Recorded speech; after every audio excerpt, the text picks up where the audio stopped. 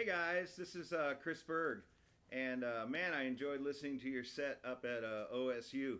I am about 20 minutes away right now in Cushing, Oklahoma. I'm doing the Cimarron Valley Honors Jazz Band with this weekend, and we're going to be playing some great music. I really enjoyed listening to your set. So here's some notes that I have on Nestico Tall Cotton. What a great chart! Trombone player is excellent. Great use of the mute. Wonderful, wonderful, wonderful. With listening with earbuds, and of course, however it was recorded, I don't know. Some of the balances were a little weird to me, and then things would cut out because whatever recorded it had a limiter. So if the band got real loud, then certain things disappeared. So might take that with a grain of salt. Any of my conversation about balances, but I thought at the top, what I heard, I thought that hi-hat was too loud and didn't sizzle enough. I really want to hear a psst, psst, psst, psst, that kind of thing, but I don't want it to get louder. I just want you to make it sizzle more, and it has to do with how far apart the cymbals are and that kind of thing, so you get more of a sizzle kind of thing happening. The hits right before the trumpet solo, or right before the trombone solo in the chart, I lose the lead trumpet. Everybody needs to balance to his volume always when the whole band's playing together. Lead trumpet is the boss. He's the king. And so we need to make sure we hear him. And again, that could be an issue with the way the recording was done. I'm not sure. I just know that I lost the lead trumpet. So he should probably play a little louder, and everybody else needs to balance to him. Sax backgrounds behind the trombone solo, very, very nice. Very, very nice. Then we get into the saxophone soli. For the most part, saxes, everybody's got it down. There, toward the end, there's a couple of fast spots where it seems kind of mumbly, and everybody needs to keep working on playing it better. We always need to work on playing stuff better.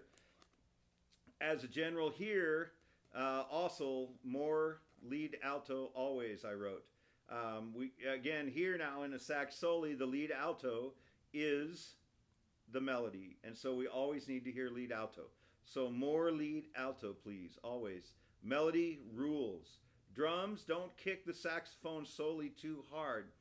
Think about when you're playing kicks, who you're playing the kicks with. Is it just trombones, or is it the whole band? Is it just saxophones, or is it the whole band? And adjust your kicks to that. I felt like what I heard on the recording, that the kicks you had behind the saxophone soli were more like you might want to do for a whole band. Now later, about 3 minutes and 40 seconds into the video, not the song, the video, you had some kicks there where you were kicking it, and how hard you were kicking it was perfect because the whole band plays in between the sax soli. On the recording, on that kick at 3 minutes 40 seconds, I don't hear the kick drum at all. When the whole band's playing like that, we got to hear bump, bump, and we got to hear thump, thump, thump underneath to provide that bottom end of a kick into the band. It can't just be hands. It can't just be crash and snare kind of thing. During the sax soli, it builds backwards for me. It builds backwards if you play the first half of the sax soli with a ride cymbal and the second half of the sax soli with the hi-hat. If you want to split it up, and that's fine, I would do it the other way around because hi-hat going to ride cymbal builds. So I would play the first half, if you want to split it, I'd play the first half with hi-hat, the second half with ride, but probably what I would do is just have the drummer play the ride cymbal the whole time during the sax soli. Tenor solo, I would stay on the ride. I would not go to the hi-hat. I would save going to the hi-hat for the piano solo. I think there was a piano. Yeah, okay. And I would always recommend to big band drummers that you need 2 ride cymbals. So whether that means you provide one, the school provides one, and then you have the one crash, but you need 2 ride cymbals, and this allows you to change the color of the band.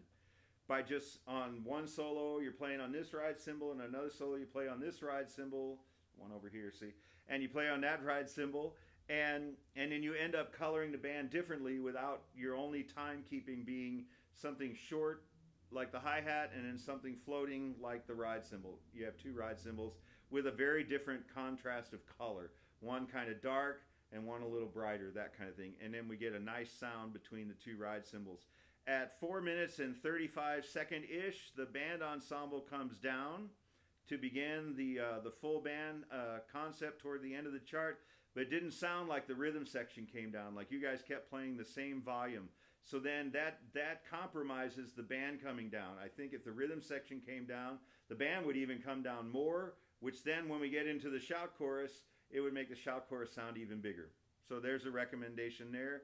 Also, it sounded like the shout chorus is quite a bit over-articulated, probably in the brass, possibly in the trombones. We can't, even though it's loud, it's not da-da-da-da-da-da, it's do-va-do-va-do-da, that kind of thing. So we got to make sure we don't change our articulation, and we don't swing as nicely when we're in the loud shout chorus, which is a very common thing to do. We play louder and we lose our relaxation in our swing feel, and we start getting it to be more tighter, and then it feels like it's rushing, it feels uncomfortable, and we don't want that. We still, if you listen to the Basie band, or you listen to the Nestico recording, they're swinging even harder when they're loud, not less. More saxes in the shout chorus. There's some brass stuff and then a sax section for a couple of bars and then more brass. You got to really bring that out, saxes. It's 5 of you against the world. The whole band plays loud, and then you've got to play really loud in that section. And then on the really high parts, I need more trumpets, where the trumpets, I think they're in unison toward the end of that chart on the really high stuff, and I need more trumpets. More lead, but also more trumpets. And then when the chart ends with just a little bit of trombone melody, I need the hi-hat to be a whole lot softer. Could be the recording, but what typically happens is we play all this loud stuff, and then all of a sudden we have to get soft real quick, and our brain hasn't turned off from all the loud stuff. And it happens on bass. It happens on everybody. It happens for everybody. That soft going from really loud to really soft can be hard on us mentally. Not life scarring or anything like that, just hard on us. Okay, so number 2, Not to Be Forgotten, the Pat Metheny tune. Man, very beautiful, very lush. I would love, maybe the recording, but I would love to see it start even softer. And that includes the bass. The bass sounded like his first note was very prominent, and that would compromise the overall soft feeling of the band.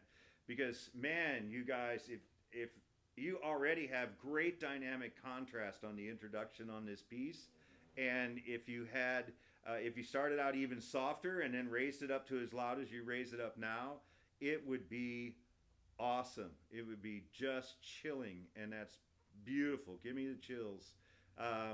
Because, man, everything sounds great. The way you're swelling the dynamics, the intonation at that point, it's all really, really good. Now, when the trombone melody comes in, the bass and the bari sax have a line that's kind of moving down scale-wise, chromatically maybe. I think it was scale-wise, though. And they're having some intonation issues. So that's just the bass being sure they're in tune and the bari sax listening all the way across the band. We want the bari sax where it sits, but it does make it harder to listen to the bass. We want you there because it helps to thicken the sound of the band if the bass instruments are split, as opposed to some bands that will put the bari sax over by the bass player on the other side of the sax section, and that can help with intonation, but now the sound of the band is thinner because we're not in stereo, that kind of thing. At the 8-minute mark, again, that's 8 minutes on the video, around about the 8-minute mark, I need more lead trumpet. It's a really loud section. I need more lead trumpet and better balance within the mid to low register instruments. I'm not saying you're doing this, but a lot of times what happens is we see forte and our brain goes, this is my forte. This is how loud I play. Notice I'm making all the instruments so I don't slight anybody. This is how loud I play. Well, it's not how loud you play. It's how loud the band is going to play. It's an ensemble, and the lead trumpet dictates how loud we're going to be. So if we need the band to be louder, then the lead trumpet needs to play louder. But whatever the lead trumpet plays, we have to balance with that. We can't lead the band from a third chair in any of the sections.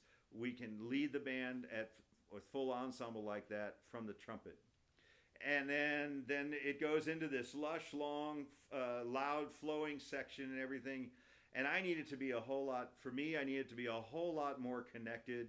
Pretend you're just like this awesome the strings from the London Symphony, and you're just playing everything, and it's so flowing and so connected and so beautiful and everything.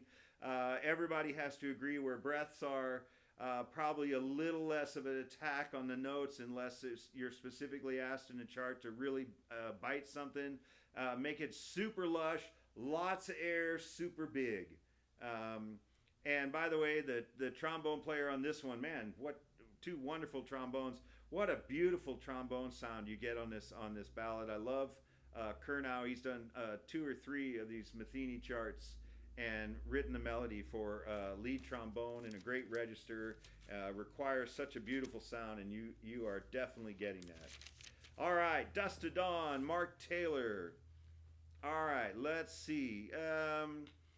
This is not in any particular order. I have notes. You can see the notes are kind of a mess. I started putting stuff in the sides when I needed more space that I didn't leave myself.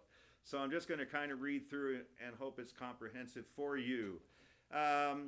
It took about 2 measures or so for the bass and the hi-hat to feel like they were really grooving.